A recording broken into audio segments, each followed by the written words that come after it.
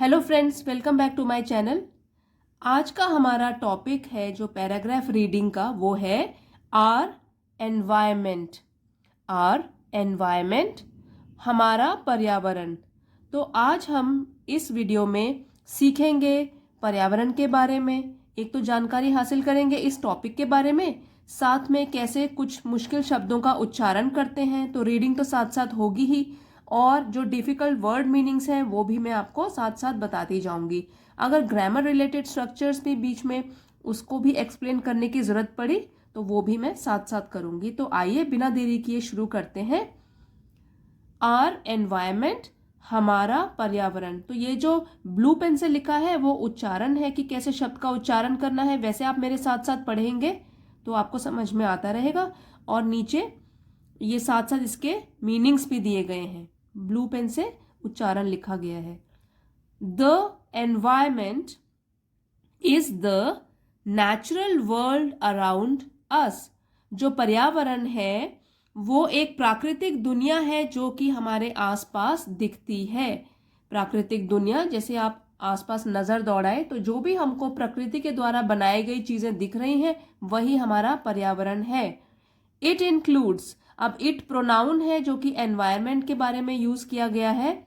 It includes everything that exists on earth, such as the air we breathe, the water we drink and the land we live on. तो इसमें क्या क्या शामिल है, हमारे पर्यावरण में क्या क्या शामिल है? सब कुछ जो भी इस धरती पर मौजूद है, अर्थ धरती पर एग्जिस्ट, मौजूद है। जैसे कि हवा सांस लेते हैं, जो पानी हम पीने के लिए इस्तेमाल करते हैं, और जो लैंड, जो जमीन जिस पर हम रहते हैं। तो एयर, वाटर और लैंड, इस सब से बना है हमारा पर्यावरण। It also includes plants, animals and all other living things. तो और क्या शामिल है हमारे पर्यावरण में? पौधे, जानवर और भी जितने भी जीव जंतु हैं अलग अलग प्रकार के, वो भी शामिल हैं इस पर्यावरण में। तो एनिमल्स तो हम सिर्फ बड़े बड़े एनिमल्स के बारे में जानते हैं, लेकिन कुछ छोटे छोटे भी होते हैं जीव जंतु, तो वो भी हमारे पर्यावरण का हिस्सा है। The environment is important because it provides us with the resources we need to survive। अब जो पर्यावरण है वो हमारे लिए बहुत ज़रूरी है, इम्पॉर्टेंट है। बिकॉज, क्योंकि इट, ये भी एनवायरनमेंट के लिए यूज हुआ है, क्योंकि जो पर्यावरण है वो हमको प्रोवाइड करता है, प्रदान करता है, देता है। क्या देता है? Resources we need to survive. वो सारे के सारे संसाधन, सुविधाएं हमको देता है जो हमारे जीवित रहने के लिए जरूरी है। क्या हम बिना सांस लिए जी सकते हैं? बिना हवा के जी सकते हैं? बिना पानी के जी सकते हैं? और जब धरती नहीं रहेगी तो क्या हम यहाँ जीवित रह सकते हैं? नहीं। तो इसलिए जो सारे के सारे रिसोर्सेज हैं, संसाधन हैं, सुविधाएं हैं, वो सब हमको एनवायरनमेंट, हमारा पर्यावरण देता है, जो भी हमारे जीवित रहने के लिए जरूरी है, आवश्यक है।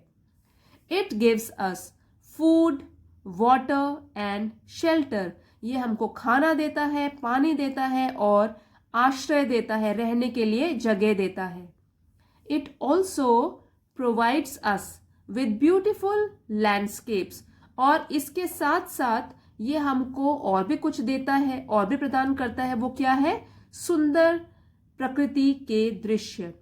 जब आप आसपास देखोगे और आपको नेचर दिखेगा कितना सुंदर है, चाहे आप वाटर बॉडीज ले लो, ठीक है, अगर आप लेक के साइड में बैठे हो, रिवर के साइड में बैठे हो, नदी के साइड में, पहाड़ों के बीच में बैठे हो, आपको कितना सुंदर दिखेगा सब कुछ, सुंदर धरती। तो ये सब हमको कौन प्रोवाइड करता है, कौन देता है? हमारा पर्यावरण। However our environment is facing many problems. हालांकि हमारा जो पर्यावरण है वो बहुत मुसीबतें झेल रहा है, बहुत सारी मुसीबतों का सामना भी कर रहा है। Pollution is one of the biggest issues. Pollution, प्रदूषण, is one of the biggest issues. अब द बिगेस्ट जो है वो सुपरलेटिव डिग्री है, जैसे आपको बताया था। अगर हम कोई भी एडजेक्टिव होता है, एक तो होती है उसकी पॉजिटिव डिग्री, जब हम दो चीजों में कंपेयर करते हैं तो उसको बोलते हैं कंपैरेटिव डिग्री, और सबसे बड़ी होती है सुपरलेटिव डिग्री। तो बिगेस्ट ईएसटी लग जाता है उसमें, एडजेक्टिव के साथ ईएसटी, और जब कंपैरेटिव डिग्री होती है तो ईआर लगता है, बिगर, दो लोगों में जब कंपैरिजन होता है। तो यहाँ पे जब भी हम सुपरलेटिव डिग्री का यूज करते हैं उसके साथ द हमेशा आता है। द बिगेस्ट इश्यूज, इश्यूज का मतलब है समस्याएं। तो देखिए, जब मैंने आपको बताया है, पिछले वीडियो में भी बताया था, one of the biggest issues, जब कई चीजों में से एक की बात हो रही हो तो जो भी हम यहाँ पे नाउन यूज करते हैं उसके आगे एस या ईएस लगता है स्पेलिंग के हिसाब से। तो प्रदूषण उन समस्याओं में से सबसे बड़ी समस्याएं हैं, कई समस्याएं हैं जो हम आगे पढ़ेंगे, उनमें से जो प्रदूषण है वो सबसे बड़ी समस्या है। When we release harmful substances into the air, water or soil, it can damage the environment and harm plants. जब हम रिलीज छोड़ते हैं हार्मफुल सब्सटेंसेस, हानिकारक चीजें, हानिकारक पदार्थ हवा में, पानी में या इस धरती में, सॉइल में, जमीन में, तो क्या हो सकता है फिर? It can damage the environment, वो हमारे पर्यावरण को नुकसान पहुंचा सकता है। पेड़ पौधों के लिए भी हानिकारक सिद्ध हो सकता है, उनको भी नुकसान पहुंचा सकता है। एनिमल्स, तो पौधे तो हुए ही, साथ साथ जानवरों को भी नुकसान पहुंचता है इससे। एंड इवन ह्यूमंस, और हम लोगों पर भी इसका बहुत ही बुरा असर पड़ता है प्रदूषण का, क्योंकि प्रदूषण भी कई प्रकार के होते हैं। एयर पॉल्यूशन, वाटर पॉल्यूशन, तो आपको पता ही है कि अगर जैसे हवा में प्रदूषण है तो कितना हानिकारक है हम सबके लिए, पानी में प्रदूषण है वो भी कितना हानिकारक है जीव जंतुओं के लिए, हमारे लिए, सबके लिए। तो प्रदूषण तो बहुत बड़ी समस्या है हमारे पर्यावरण के लिए। Deforestation is another problem. अब जब वनों की कटाई हो रही है, जैसे कई लोग पेड़ काटते हैं, फिर उसके लकड़ी को बेचते हैं, फर्नीचर बनाने के लिए यूज करते हैं, तो पेड़ों की जो वनों की कटाई हो रही है, फॉरेस्ट, वनों की कटाई, वो एक और समस्या है। अब क्या उससे प्रॉब्लम हो सकती है, क्या कठिनाइयों का सामना करना पड़ सकता है हमको? When we cut down too many trees it disrupts ecosystems and can lead to the loss of habitat for many species. तो क्या होता है, जब हम बहुत सारे पेड़, TOO का मतलब होता है बहुत सारे पेड़ हम काट लेते हैं, तो क्या होता है तब, जो हमारा इकोसिस्टम है, जो हमारा जैविक पर्यावरण है, जिसमें जीव जंतु भी रहते हैं, परस्पर एक दूसरे पर निर्भर करते हैं, उसमें बाधा आ जाती है, उस सिस्टम में गड़बड़ हो जाती है, और उसकी वजह से क्या होगा? It can lead to loss of habitat for many species. और कितनी ही प्रजातियां हैं जो कि यहाँ रहती हैं, जंगलों में रहती हैं, तो जब हम इतने सारे पेड़ काट लेंगे तो क्या होगा? उनका घर तो टूट जाएगा, घर उनका खो जाएगा।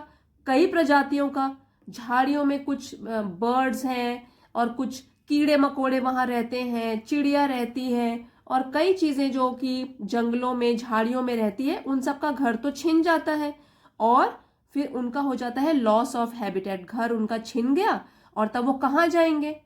इससे वो क्या हो जाता है, वो प्रजातियां धीरे धीरे करके लुप्त हो जाती है। तो इससे क्या होता है, हमारा इकोसिस्टम जो है उसमें बाधा आ जाती है, वो बिगड़ जाता है। Climate change is also a major concern. तो हमने क्या क्या पढ़ लिया अभी? एक तो पढ़ा प्रदूषण, पॉल्यूशन, फिर हमने पढ़ा डिफॉरेस्टेशन। अब तीसरी बात जो कर रहा है यहाँ पे वो है climate change is also a major concern. अब जो मौसम में परिवर्तन आ रहा है, मौसम में बदलाव आ रहा है, आपको भी पता होगा। अब जो बरसात होती है वो बहुत कम होती है। पहले तो पूरा बरसात का सीजन हुआ करता था, 2 महीने 3 महीने तो बरसात होती थी। फिर सर्दियां हैं वो भी शिफ्ट हो गई हैं। जब पहले नवंबर, दिसंबर, जनवरी में बहुत सारी ठंड पड़ती थी, अब क्या होता है, नवंबर तक इतनी ठंड नहीं पड़ती है, कड़ाके की ठंड। अब बाद में शिफ्ट हो रहा है, सब कुछ पैटर्न ही पूरा शिफ्ट हो रहा है। तो क्या हो रहा है, क्लाइमेट चेंज हो रहा है अभी। वो भी एक बहुत बड़ी चिंता की बात है हमारे पर्यावरण के लिए, वो भी बहुत बड़ी चिंता की बात है। The earth's climate is changing due to human activities. और जो ये सब हमारे मौसम में, अर्थ के, धरती के मौसम में जो बदलाव हो रहा है वो अपने आप नहीं हो रहा है। वो क्यों हो रहा है? मनुष्य की गतिविधियों, मनुष्यों के अलग अलग के जो गलत काम है उनकी वजह से ये सब हो रहा है। अब जैसे क्या है, burning of fossil fuels and deforestation. अब इसमें एक और चीज है, जैसे कि हम जलाते हैं ईंधन, जैसे तेल, कोयला, इसके जलाने से भी क्या होता है, क्लाइमेट में चेंज आता है। और डिफॉरेस्टेशन तो आपने पहले भी हमने पढ़ा कि पेड़ पौधों की कटाई जब होती है तो उससे भी पर्यावरण में चेंज आ जाता है। This is causing temperatures to rise. फिर क्या हो रहा है इस सब से? जो तापमान है हमारी धरती का वो बढ़ रहा है। अब जब तापमान बढ़ रहा है तो weather patterns to become more extreme. तो जो मौसम का चक्र है वो भी क्या हो जा रहा है, बहुत एक्सट्रीम, चरम सीमा पर पहुंच जाता है। अगर सर्दी होगी तो कड़ाके की ठंड पड़ जाएगी, गर्मी होगी तो बहुत, जो सहन भी नहीं होगी उतनी गर्मी होने लग जाएगी। जैसे कि आजकल आप देख भी रहे हैं, अगर आप शहरों में रह रहे हैं, बड़े बड़े शहरों में कितनी गर्मी हो रही है। इतनी पहले नहीं होती थी क्योंकि बहुत सारे पेड़ पौधे होते थे, इतना कंस्ट्रक्शन, इतने घरों का निर्माण भी नहीं हुआ था, तो अच्छा खासा चलता था, इतनी गर्मी नहीं होती थी। लेकिन आजकल क्या हो रहा है, मौसम का चक्र है वो एक्सट्रीम हो जाता है। अगर सर्दी पड़ेगी तो बहुत सर्दी पड़ जाएगी, गर्मी तो बहुत गर्मी पड़ जाएगी। तो ये सब क्यों हो रहा है? ये मनुष्य ही इसके लिए जिम्मेदार है। जो वो गतिविधियां कर रहा है उन्हीं की वजह से ये सब चेंज आया है हमारे पर्यावरण में। और उसकी वजह से और क्या होगा, सी लेवल्स टू राइज, और जो समुद्रों का लेवल है वो भी बढ़ जाता है। ठीक है, these changes can have serious consequences for both humans and wild life. अब इसकी वजह से जो इतने चेंज हो गए हैं, इतने बदलाव आ गए हैं हमारे पर्यावरण में, उससे क्या होगा, गंभीर परिणाम होंगे। हम जो हैं ह्यूमंस उनके लिए भी और वाइल्ड लाइफ के लिए भी, जो जंगली जानवर हैं, जीव जंतु हैं, उनके लिए भी। तो दोनों के लिए, ऐसा नहीं है कि सिर्फ वाइल्ड लाइफ के लिए ही होंगे, हमारे लिए भी इसके भयंकर परिणाम हो रहे हैं। It is important for us to take care of our environment. तो इसलिए बहुत जरूरी हो जाता है कि हम अपने पर्यावरण की देखभाल करें अच्छी तरह से। We can do this by reducing pollution, conserving energy and water. तो हम ऐसा कर सकते हैं, अभी भी देर नहीं हुई है, अभी भी हम अपने पर्यावरण को बचा सकते हैं। कैसे? थोड़ा प्रदूषण को कम करें, कंजर्विंग एनर्जी एंड वाटर, बचाएं हम ऊर्जा, ईंधन, जैसे कि तेल है और जो कोयला, इन सब की बात हुई थी, ऊर्जा को बचाएं, पानी बचाएं, प्रदूषण कम करें, रिसाइकलिंग एंड रीयूजिंग। अब यहाँ पे मैं आपको बताऊंगी कि ये एक बहुत इंपॉर्टेंट है, अगर आप इसको याद रख सकें तो। जो जब भी हम पर्यावरण को बचाने की बात करते हैं तो सामने आ जाता है 3 Rs वाला कॉन्सेप्ट। 3 Rs, ये जो R है, R से शुरू होने वाले जो 3 शब्द है, रिड्यूस, रीयूज, रिसाइकल। तो 3 Rs कौन से हैं हमारे? रिड्यूस, कम करो, पॉल्यूशन को घटाओ, प्रदूषण घटाओ। रीयूज, जो चीजें हैं उनको फिर से प्रयोग में लाओ, जो भी चीजें फिर से प्रयोग में लाई जा सकती हैं उनको रीयूज किया जा सकता है, उनका रिसाइकल हो सकता है, वो चक्र में आ सकती हैं, उनका रिसाइकलिंग करो। जैसे कि हम न्यूज़पेपर बेचते हैं, फिर उसको रिसाइकल किया जाता है, उसके पेपर बैग्स बनते हैं। तो जितनी भी चीजें हैं जिनको रिसाइकल किया जा सकता है, जैसे घर का कूड़ा है, और जैसे हम कहते हैं जैसे सब्जियों के छिलके हो गए, ठीक है, और इनको हम जमीन में गड्ढा करके अगर गाड़ दें तो उसकी खाद बन जाती है। तो कई चीजें हैं जो हम रीयूज कर सकते हैं, रिसाइकिल कर सकते हैं और रिड्यूस कर सकते हैं। तो वो हमको करना है अगर हमको अपने पर्यावरण को बचाना है। Reducing and recycling materials and protecting natural habitats. और एक चीज का बहुत ध्यान रखना है, वो है कि प्राकृतिक निवास जो है, जो रहने की जगह है जीव जंतुओं के, जानवरों के, उनको भी उनकी रक्षा करो। अब जैसे आप शहरों में तो देखोगे जो कबूतर हैं उनको तो घोंसला बनाने की जगह ही नहीं मिलती, पेड़ ही कट गए हैं। और कई तरीके की जो बर्ड्स हैं, चिड़िया हैं, वो तो दिखने को ही नहीं मिलती, जो पहले हम बहुत देखा करते थे।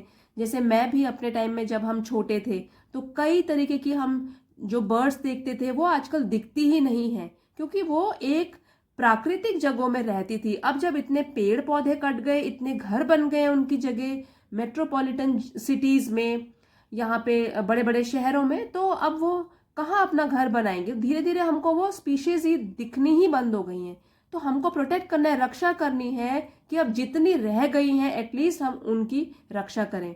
Bye taking these actions we can help ensure a healthy and sustainable environment for future generations.